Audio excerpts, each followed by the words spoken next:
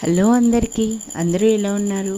Sunday special చింత చిగురు mutton వండబోతున్నాం. దానికోసం ముందుగా ఒక కడాయి తీసుకుని ఉల్లిపాయలు, పచ్చిమిరపకాయలు, కరివేపాకు, సాల్ట్, పసుపు వేసి వేగనివ్వాలి. తర్వాత అందులో ఫ్రెష్గా చేసుకున్న అల్లం వెల్లుల్లి పేస్ట్ వేసి వేయించాలి.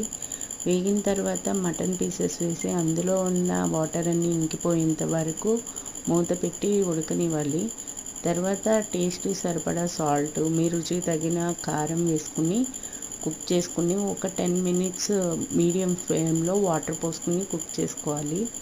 అది కుక్ అయిన తర్వాత అందులో జీరా పౌడర్, ధనియా పౌడర్ వేసుకుని చింత చిగురు వేసి ఒక 5 మినిట్స్ మూత పెట్టి సిమ్లో కుక్ చేసుకుంటే గుమగుమలాడే చింత చిగురు మటన్ రెడీ అయిపోద్ది. చాలా టేస్టీగా ఉంటుంది. Please like and subscribe. Hello అందరికీ, అందరూ ఎలా ఉన్నారు?